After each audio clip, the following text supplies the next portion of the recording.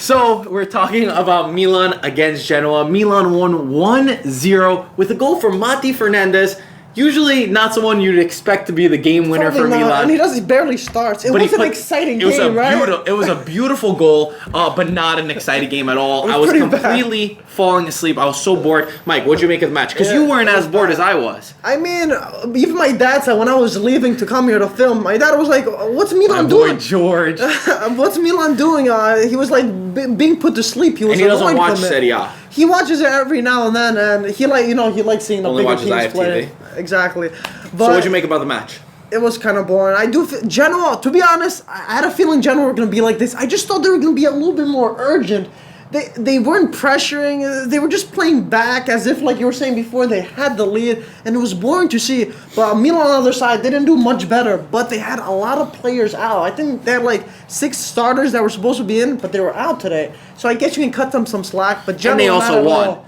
They also won the match, so they didn't need the same urgency. But they didn't need that urgency, because Genoa, in my opinion, Genoa was playing like a team that was leading the game 3-0. I mean, what the hell was Genoa doing? What were they doing? They were losing 1-0. Okay, 0-0, I say, all right, they're trying to play contained. They don't want to go too much. They don't want to go there. I can understand. But you go down 1-0, and you're still playing like that. Genoa did absolutely nothing. And they under Mandorlini, their new coach, they do nothing. He used to play counter-attacking football for Hellas Verona. It did not work. Juric was a better coach for Genoa. Well, I can't understand. Genoa have right now? Genoa don't have any speedy players, and I did like Juric more. I just want to talk about Juric. How did Juric get sacked? All of his players got taken away. I want to fight for Juric right now. Okay, the team that he started with that beat That beat Juve.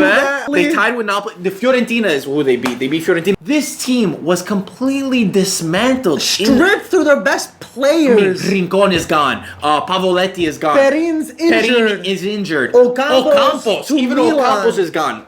Miguel Veloso wasn't there today too, by the way. So that's the midfield is done, and I think they lost a few other players that we might not have thought of right now on the spot. But how can you fire a guy that was doing so good with this Genoa side?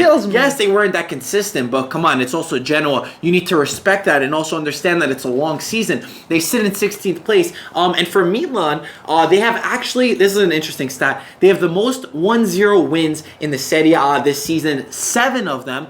And from Milan's side, yes, it was a boring game, right? But for Milan, they just need the 3 points. The 3 points are the most important aspect over here. And them being only 2 points away from Inter right now, and Inter not getting all 3 points, these are worth even more.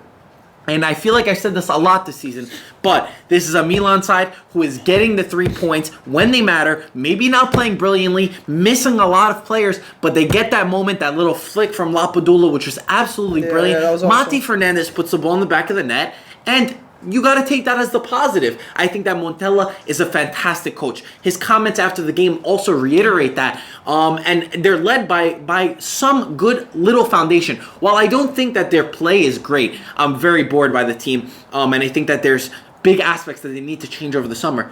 But they're still getting that result. And that's what's important with only 9 games left. Yeah, I get what you're saying there. But today, I feel like they just wanted the 3 points and that's it. Like, it was okay that they didn't play good just because they had so many absent players there. And they were talking about it after the game also. Like, all these players out, all the players that were out. So, getting a 1-0 win against Genoa at home, it's a pretty decent result. Plus, Inter not picking up the 3 points brings them closer to the top, to the Champions League or Europa League spot. So, you can't blame them. So, after the match, Montella, this is what he had to say. He said, Genoa practically did nothing in the second half. I love Montella for saying that, by the way. The whole game. And he said, and we controlled the situation well. We got 3 points right before the international break, and that is what's important. I love that he doesn't beat around the bush every time, even after Juve. After all his games, he just says things real. He doesn't play games with the media. He doesn't play games with the fans. He says it how it is. He doesn't like controversy. He doesn't like drama. But a guy who's also deluded is Mandorlini. What he said after the game, I do not understand. He was asleep on the bench. This is what he said. We came here to play our game, and we did just that. We just ran out of a little bit of steam at the end. Again, I'm just paraphrasing, but that's basically what he said. If that is Genoa's game, go to second division.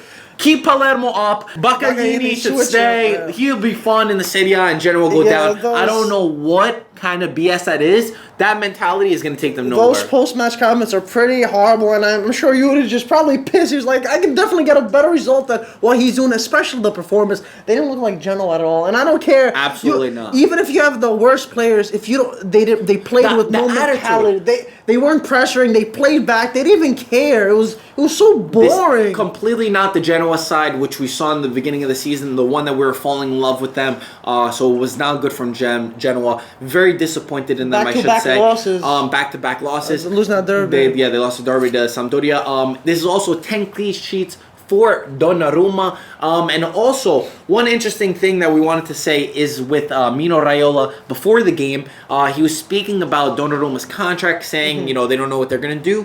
And he gave an interesting quote about the ownership of the club, a thing that we said we'll never talk about on IFTV. We've always refrained from it since the summer because of all the contradicting reports. We've been hearing since August that door is going to be closing. And Raiola said that we want clarity. He says, Inter's investors are serious, Milan's are embarrassing. Talking about the Chinese SES, CES, whatever you call them. European group. Yeah. That they're embarrassing and they're not the real deal. I'm happy that it came out to say it, but we didn't need Mino to come out and actually say we knew how bad they are.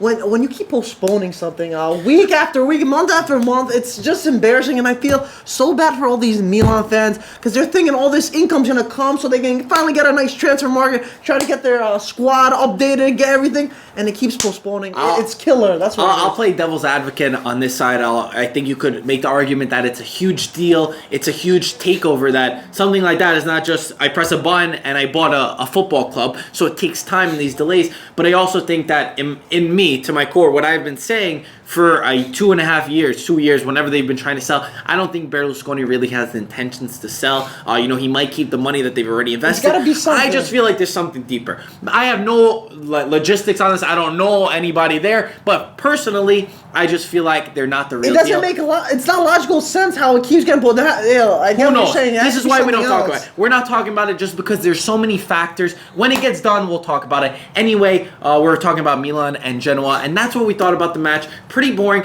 but 3 important points for Milan. What, do you want to say something? No. You had a little smirk, a little nice comment to say. Anything George said more about the Serie A? What do you think about Serie A? I think it's good. He thinks Papa George over here. He was mad about today's game. He didn't see the Torino game because he was working, so he couldn't rub in his face that it's better than what you see now. He'll see the recap, the video before, and he'll see you yelling at me for not saying Inter and Genoa. Yeah. Guys, thank you as always for watching. Please leave your thoughts in the comment section below. We enjoy reading them. Thank you, and we'll talk to you soon. Ciao guys. Ragazzi.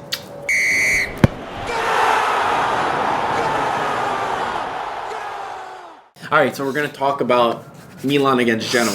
You're not gonna not like before, okay? It's a correct game that we're gonna talk about right now. I think you're funny, huh? Milan against Genoa. You got a comedian over here. I don't know. Let's just get it right. That's it.